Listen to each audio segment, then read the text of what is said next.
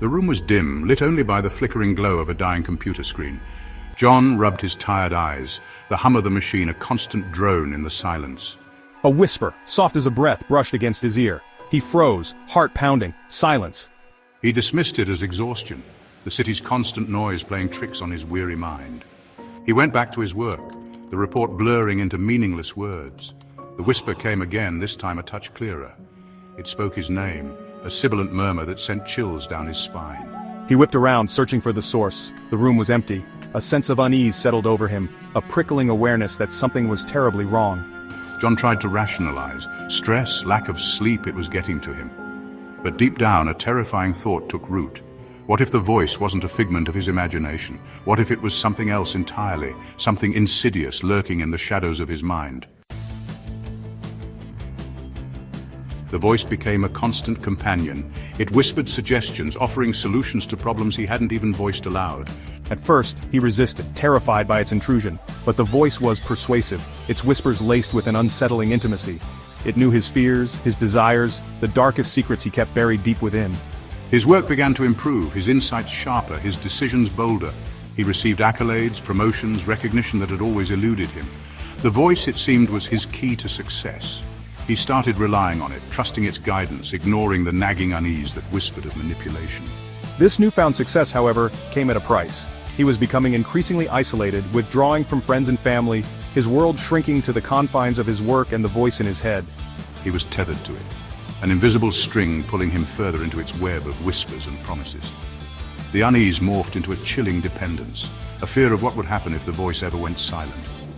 He was no longer in control, a puppet dancing to the tune of a sinister maestro. John's life, once mundane and predictable, became a series of calculated risks and audacious moves, all orchestrated by the voice. The line between his thoughts and the voice's whispers blurred, his own desires becoming indistinguishable from its commands. He was losing himself in the labyrinth of his own mind, the walls closing in, the exit nowhere in sight. He became obsessed, his every waking moment consumed by the voice's directives.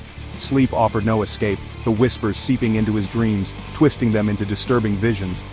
The fear that had once been a whisper now roared in his ears, a constant reminder of the hold the voice had on him.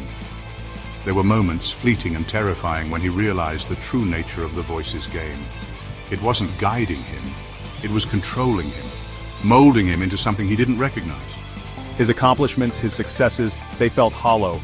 Victories achieved not by his own hand but by the invisible strings that bound him.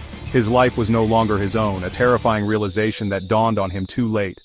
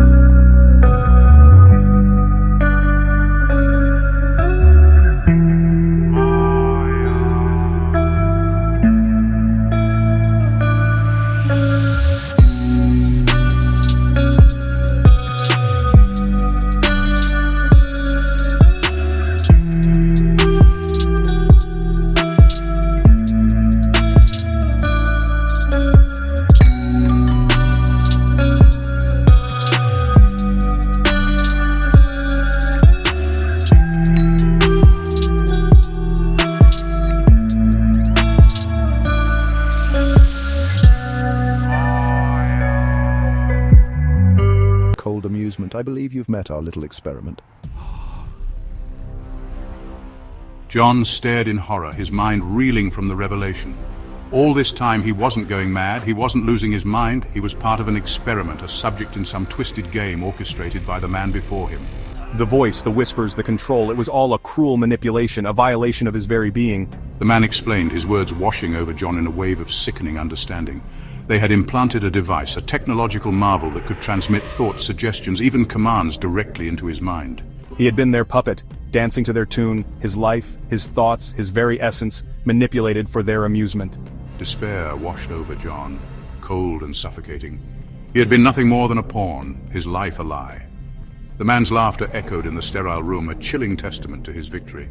John was trapped, his mind, his body, his very soul ensnared in the web they had woven.